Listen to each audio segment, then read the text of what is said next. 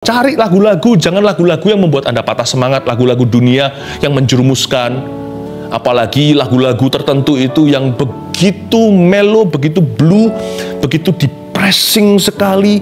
Orang dengar bisa bunuh diri kali ya. Kalau orang happy dengar itu aja bisa gloomy kok. Bisa seperti ada awan kelabu, apalagi kalau awannya ada abu-abu. Dengar lagu gitu, kuasa gelap masuk tanpa rintangan ke dalam dirimu. Cari lagu-lagu banyak puji-pujian yang membangkitkan iman. Kalau Anda belum subscribe di channel ini, segera supaya Anda bisa mengikuti terus rema-rema dari Roh Kudus ya. Kita akan bahas seperti yang saya janjikan, pilihan-pilihan hidup yang membahagiakan. Ambil catatan, Filipi pasal pertama, Filipi 1 ayat 1 sampai 18. Itulah pembahasan kita hari ini. Pilihan-pilihan hidup yang membahagiakan. Filipi 1 kita buka ya, kita baca. Salam pembukaannya. Ayat 1 dari Paulus dan Timotius, hamba-hamba Kristus Yesus kepada semua orang kudus dalam Kristus Yesus di Filipi, dengan para penilik jemaat dan diaken. Kasih karunia dan damai sejahtera dari Allah Bapa kita dan dari Tuhan Yesus Kristus menyertai kamu. Ayat 2 ini bicara tentang modal setiap orang Kristen untuk berbahagia. Aneh ya, hari-hari ini dunia itu mencari kebahagiaan di tempat yang salah. Pesta pora, harta benda. Padahal hal-hal itu sementara sih kita punya sekarang, kita thrill atau kita merasa excited, bergairah, paling 1 minggu atau 1 bulan. Lalu setelah itu jadi biasa. Sumber sukacita yang benar itu Kristus. Makanya Paulus berkata gini, kasih. Makanya Tuhan ngomong begini sama Paulus pada waktu Paulus dicobai. Waktu dia ada duri dalam dagingnya. Tuhan berkata, kasihku cukup bagimu. Modal kita untuk bahagia itu besar loh. Kita ini semua kalau sudah ditebus oleh Kristus, sudah terima Yesus, kita semua hidupnya dari detik sejak kita bertobat terima Tuhan, kita itu beranjak dari surplus, bukan dari defisit. Kalau kita hitung kehidupan sekarang dengan dibandingkan, kalau kita hitung hidup, maksudnya kalau hidup kita sekarang dibandingkan kekekalan, susah, suka, duka kita itu tidak seberapa. Suka tidak seberapa, duka kita juga nggak seberapa. Nama kita tertulis di kitab kehidupan. It couldn't be better than that. Tidak bisa lebih baik dari itu. Nggak percaya? Coba andaikan orang-orang yang meringkuk di neraka hari ini bisa keluar sebentar saja, mereka pasti ban kamsyah, bahasa Hokkiannya. Mereka akan beribu-ribu, puluhan ribu, jutaan, miliar kali berterima kasih. Tahukah Anda diselamatkan itu anugerah terbesar? Modalmu itu besar untuk happy. Jadi kalau kita kehilangan money, saya tidak berkata ya sudahlah, tetap harus diusahakan dengan cara legal. Kalau Anda diputus pacar, bahkan kalau kita ditinggal seseorang yang kita kasih meninggal dunia, sedih dukanya tidak terhingga. Tapi jangan seperti orang tak punya pengharapan. Kalau nama kita tertulis dalam kitab kehidupan, kasih karunia dan damai sejahtera Allah Bapa kita dan dari Tuhan Yesus Kristus itu yang menyertai kita. Bukan hanya di hidup ini, tapi selamanya. Tidak bisa dibandingkan dengan apapun yang kita peroleh di hidup ini atau yang kita hilang di dalam dunia. Jangan mengeluh, please. Berhentilah ngomel. Ya, berhentilah. Andai kata si kaya yang dibakar di api penghakiman itu, yang minta kepada Tuhan, pada Bapak Abraham untuk mencelupkan jarinya, kasih setetes air karena dia dahaga, dan minta tolong supaya memperingatkan kelima saudaranya di rumah yang tidak takut akan Allah, kalau perlu kirim Lazarus, si pengemis yang takut akan Tuhan yang mati di depan rumahnya. Andai kata orang mati bisa berbicara, andai kata arwah bisa ngomong hari ini, mereka akan memperingatkanmu, udahlah, gitu aja kok. Kamu punya Yesus kan? Kamu orang yang paling happy. Udahlah, andai kata mereka bisa berbicara. Tapi jangan cari arwah. Cari Roh Kudus. Roh Kudus berbicara kepada kita itu lebih baik, lebih benar, lebih tepat. Modal kita untuk bahagia itu besar. Karena modal kita itu kasih karunia, keselamatan. Dan damai sejahtera nggak bisa dibeli oleh dunia. Itu kita punya. Nggak tanggung lagi. Dari Allah Bapa kita, plus dan dari Tuhan Yesus Kristus. Bukan Allah itu udah dua, bukan. Bicara tentang kepenuhan Allah Tritunggal. Kasih karunia nggak tanggung-tanggung, nggak dari satu alamat saja. Damai sejahtera dari Allah Bapa dan dari Tuhan Yesus Kristus. Apa yang Tuhan punya itu punyamu. Sekalipun tidak semua dikeskan dalam hidup ini, jangan serakah. Tidak semua keinginan kita dikabulkan. Bahkan kadang-kadang kebutuhan kita pun kita mengalami pencobaan untuk sabar sebentar. Doa-doa kita mungkin sampai hari ini masih ada yang tertunda. Tapi selama kita punya Yesus, kita punya segala. Tapi waktu saya baca di ayat 2, kasih karunia damai sejahtera dari Allah Bapa dan dari Tuhan Yesus, mana Roh Kudus? Nggak disebut, karena dia tinggal di dalam dirimu. Wow, bukan hanya kita dapat keselamatan, Roh Allah di dalam kita, hidup di dalam diri kita. Kurang apa? Ya, saya nggak bicara begini berarti kita nggak perlu meminta untuk kebutuhan kita. Doa Bapa kami itu apa? Berikan kami rezeki kami hari ini. Bukan berarti kita tidak punya keinginan. Bergembiralah karena Tuhan, maka Tuhan akan memberikan apa yang diinginkan oleh hatimu. Gembira dulu. Bukan dapat dulu baru happy. Happy dulu baru dapat. Bahagia dulu baru memperoleh. Roh Kudus itu dia tinggal di dalam dirimu. Your best friend forever. BFF itu. Nggak hanya di hidup ini, selama-lamanya dialah materai keselamatanmu. Sebelum saya lanjut bicara tentang pilihan-pilihan hidup yang membahagiakan, saya berikan dulu landasan, alasan kenapa kita harus bahagia. Jadi orang Kristen nggak happy, berarti orang paling konyol di seluruh universal, di seluruh dunia. Harusnya Christians, orang Kristen yang lahir baru adalah the happiest people on earth. Orang yang paling kuailah, sila, mancu dalam bahasa Chinese, paling puas lahir batinnya. Ucapan syukur dan doa kita lanjut lagi. Sekarang saya ajarkan pilihan-pilihan gimana kita memilih dengan hati. Hal-hal yang membahagiakan hidup kita, bukan yang membawa stres yang percuma. Ayat yang ketiga dan 4 bunyinya, aku mengucap syukur kepada Allahku.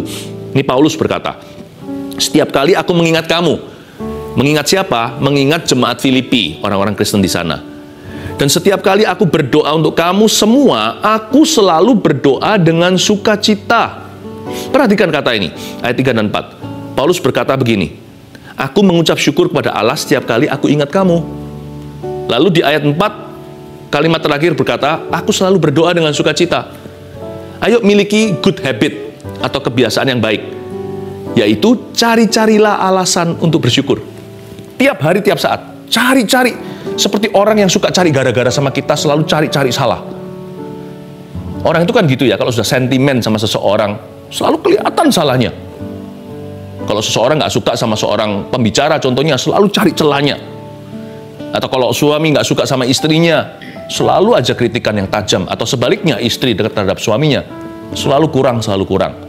Nah, pakai negative force atau kekuatan negatif itu, diubah menjadi sesuatu kekuatan iman. Cari-carilah alasan untuk bersyukur. Nggak ada pun cari-cari, pasti ketemu kok.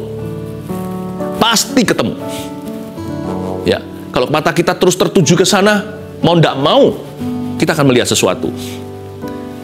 Jadikan itu kebiasaan baikmu. Jangan cari sesuatu untuk disyukuri, tapi cari yang sudah ada untuk bersyukur kepada Allah. Terima kasih Tuhan. Nanti lihat ya, yang panjang umur situ. Orang yang begitu, yang hidupnya happy, hatinya ringan. Nggak perlu kita itu minta doa, minta Tuhan kasih kesehatan. Hati yang gembira adalah obat. Itu sudah built in di dalam diri kita. Itu sudah keluar zat istilahnya. Di dalam diri kita itu berkat mengalir setiap kali ada hati bersyukur. Cari-carilah alasan untuk bersyukur. Ayat 5, coba lihat bagaimana Paulus bersyukur. Aku mengucap syukur kepada Allahku karena persekutuanmu, katanya kepada jemaat Filipi. Persekutuanmu dalam berita Injil, mulai dari hari pertama sampai sekarang ini.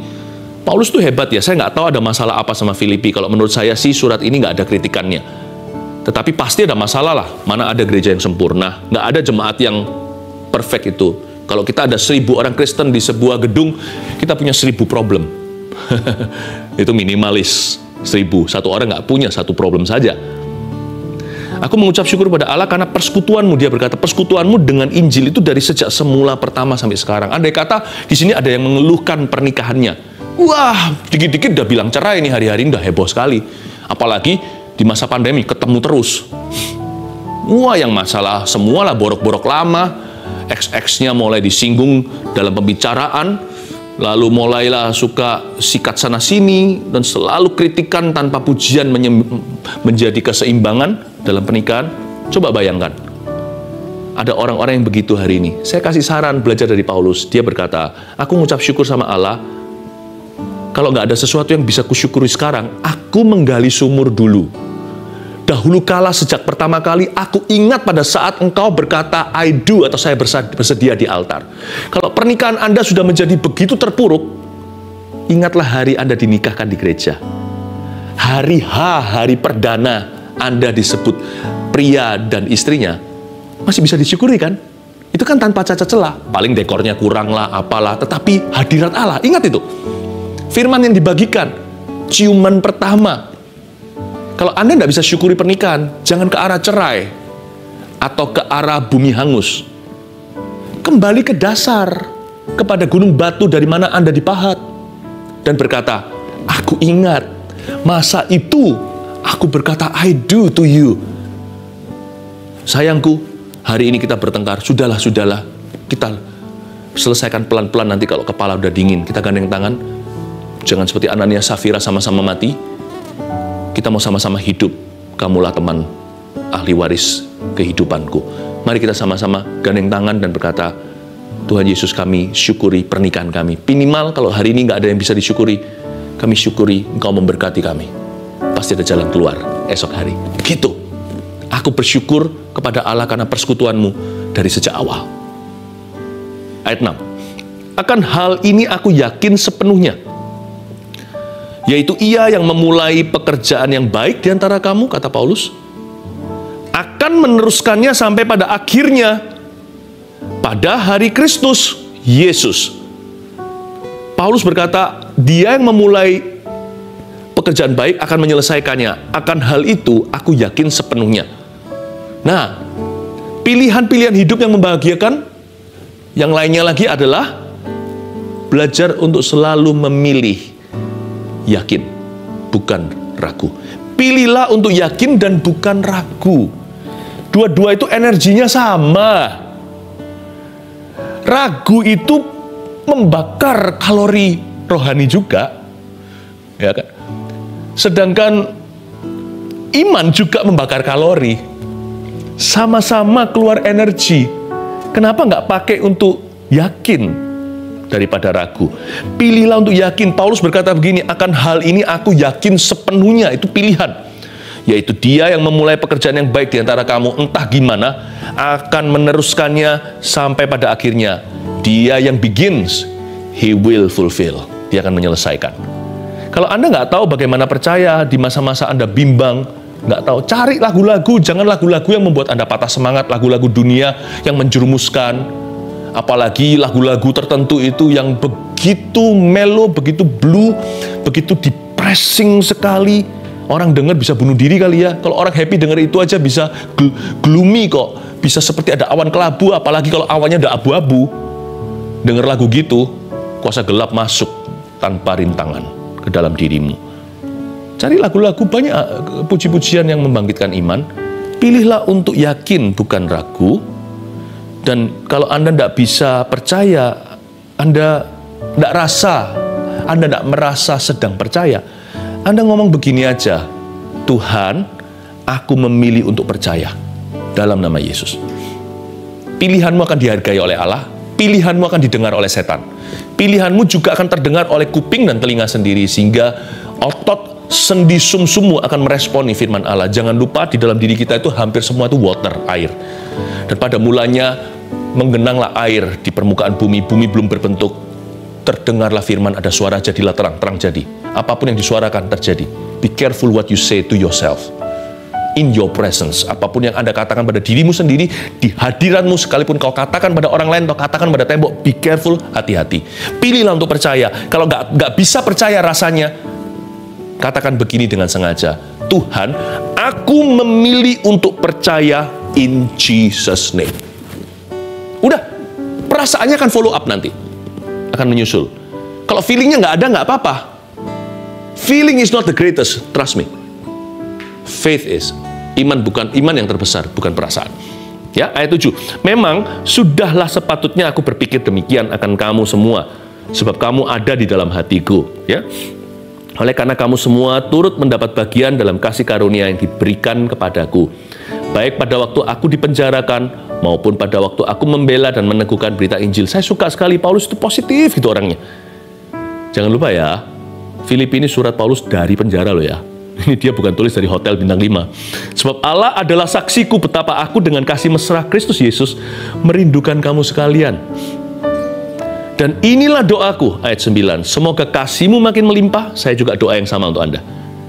Dalam pengetahuan yang benar, itu juga goal saat teduh, renungan seperti ini. Dan dalam segala macam pengertian, supaya diterangi, ada pengajaran, Anda bisa mengerti ayat yang selama ini kita baca lalu lalang, ternyata menjadi terang. Ayat 10, sehingga ini tujuan akhirnya, bukan pengetahuan, tujuan akhirnya adalah keputusan. Pilihan hidup itu dimulai dari hati, tapi kemudian menjadi pilihan-pilihan nyata yang menguntungkan Anda sendiri. Sehingga kamu dapat memilih apa yang baik. Nah itu dia ayat 10. Supaya kamu suci dan tak bercacat menjelang hari Kristus. Penuh dengan buah kebenaran. Itu sukses yang dari Tuhan. Yang dikerjakan oleh Yesus Kristus. Untuk memuliakan dan memuji Allah. Supaya hidupmu itu penuh tujuan ilahi. Kenapa engkau diciptakan dan kenapa engkau ditebus, bahkan dipulihkan, dan disembuhkan. Tuhan mau semua pengetahuan Anda itu dimulai dari hati yang bisa memilih perkara-perkara yang memuliakan Allah. Pilihan-pilihan yang membahagiakan, bukan yang menjatuhkan, itu akan berujung menjadi pilihan hidup yang menguntungkan you sendiri, Anda sendiri, you and me. Pilihan-pilihan itu seperti apa ya? Pilihan pasangan hidup contohnya. Hati kalau nggak beres, pilihan luarnya juga salah kaprah. Banyak orang itu bukan cari pasangan hidup, mereka cari pelampiasan. Ada juga orang-orang kalau soal PH ya, dia sendiri nggak memilih jadi seorang pria yang bertanggung jawab kok. Bagaimana dia bisa pilih pasangan? How? Apa yang Anda bangun? Anda tidak bangun diri sendiri, Anda mau bangun apa dengan orang lain? Kalau satu orang satu masalah, dua dikuadratkan lebih masalah lagi. Itulah sebabnya barang siapa diajari Kristus untuk memilih dengan hati, memilih apa yang benar dan baik di mata Allah, itu akan berujung dan akan imbasnya ke pilihan hidup juga. Pilihan apalagi pilihan jurusan bagi anak-anak muda, mahasiswa. Pilihan pekerjaan. Memang sekarang pekerjaan sih nggak ada pilihan ya. Tapi kita bisa memilih menjadi orang seperti apa dalam pekerjaan kita. Choose today. Saya selalu punya satu prinsip. Ya saya nggak sempurna. Berkali-kali saya juga kurang tepat, pasti ada kekurangan setiap kita dan kelemahan. Tapi saya pada prinsipnya, saya ingin memilih apa yang berkenan kepada Allah, apa yang memuliakan Dia, dan apa yang Tuhan perintahkan dalam kehidupan saya. Sebab saya tahu Tuhan itu adalah sumber kehidupanku. Jadi Tuhan yang paling tahu apa yang terbaik untukku. Kesaksian Paulus dalam penjara ayat 12, kita sampai ayat 18, aku menghendaki saudara-saudara supaya kamu tahu bahwa apa yang terjadi atasku ini justru telah menyebabkan kemajuan Injil. Jangan lupa, Paulus dari penjara menulis surat ini. Bahwa dia berkata, aku kepingin supaya kamu tahu kalau apa yang terjadi atas saya ini justru telah menyebabkan kemajuan. Sehingga telah jelas bagi seluruh istana dan semua orang lain bahwa aku dipenjarakan karena Kristus. Ya, jadi tambah nyata, tambah viral. Semua orang tahu aku di sini karena Tuhan, bukan karena skandal moral.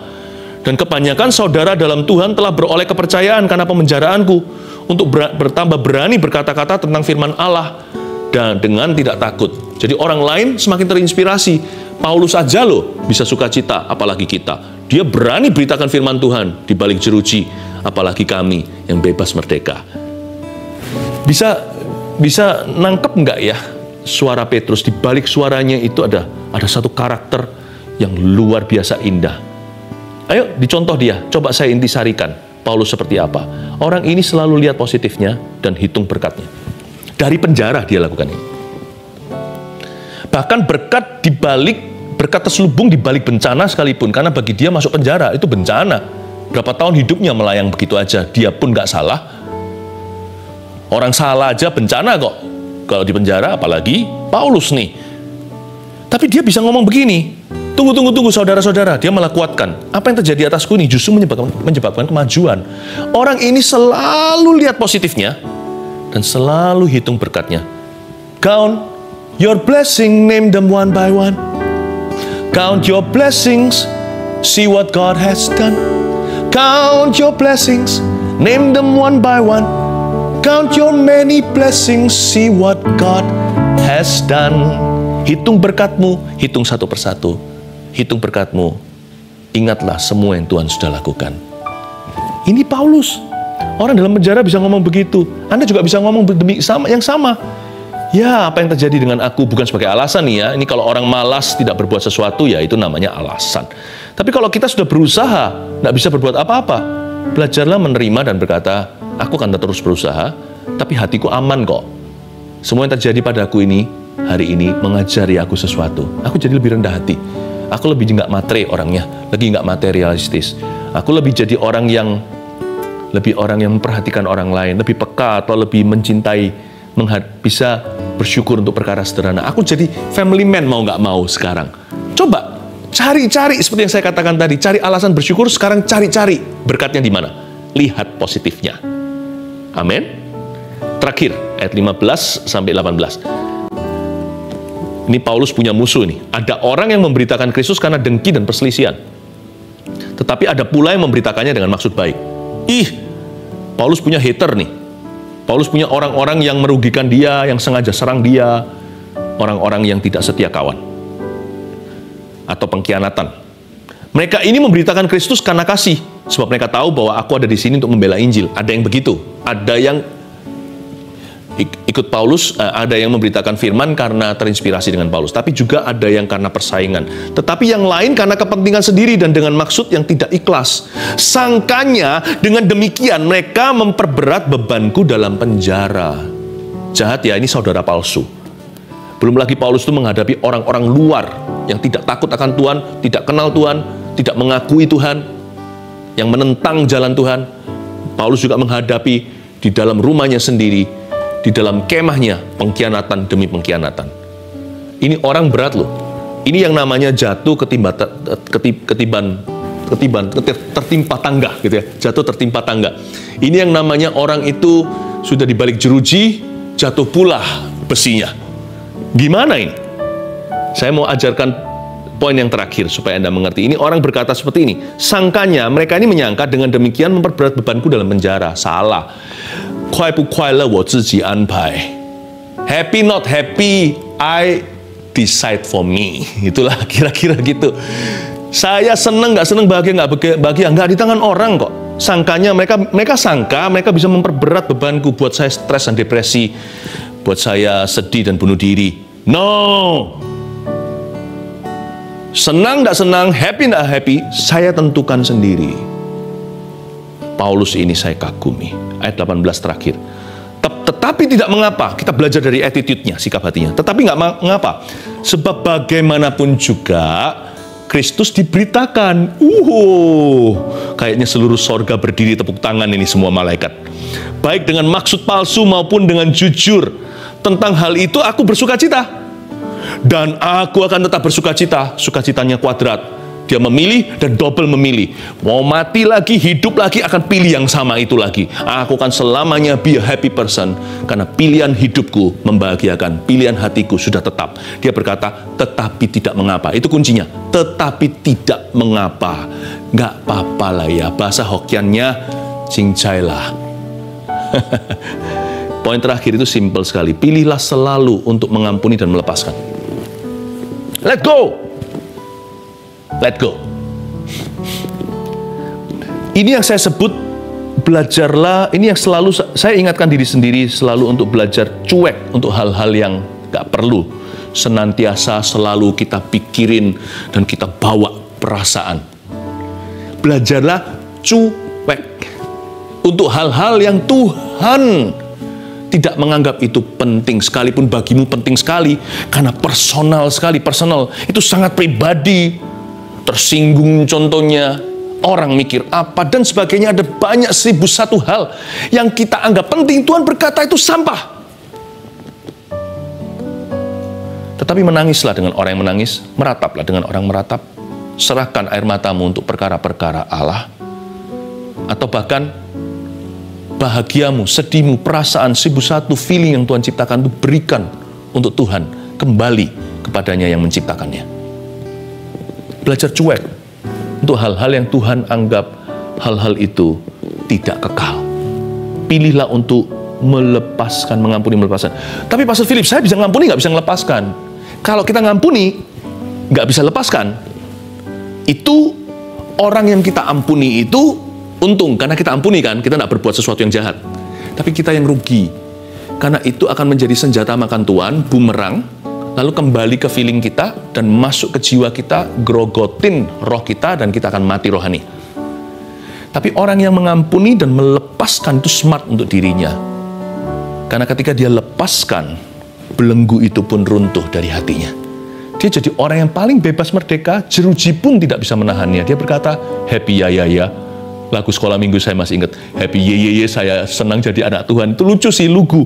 Tapi betapa betulnya lagu itu. Siang jadi kenangan, malam jadi impian, cintaku semakin mendalam. Happy or not happy, I decide for me. And Jesus has already bought that at a price, his life. Yesus sudah membelinya dengan harga yang termulia, yaitu dengan hidup dan nyawanya. Let go, lepaskan di hatimu. Ya sudahlah. Ingat saudara, katakan ini kepada orang kiri kanannya. Ini menjadi senjata ampuh kita. Melepaskan itu ada bahasanya. Melepaskan itu bukan bahasa lidah, itu bangun rohnya. Melepaskan itu bahasanya ini. Catat ini bahasa sorgawi. Ya udahlah. Itu dia. Amin. Coba katakan pada kanan kirinya. Itu bahasa sorga, ya. Ya udahlah, ya udahlah, ya udahlah. Coba ya, tepuk seseorang nanti kapan-kapan kalau ada yang murung dan berkata, bro, ya udahlah.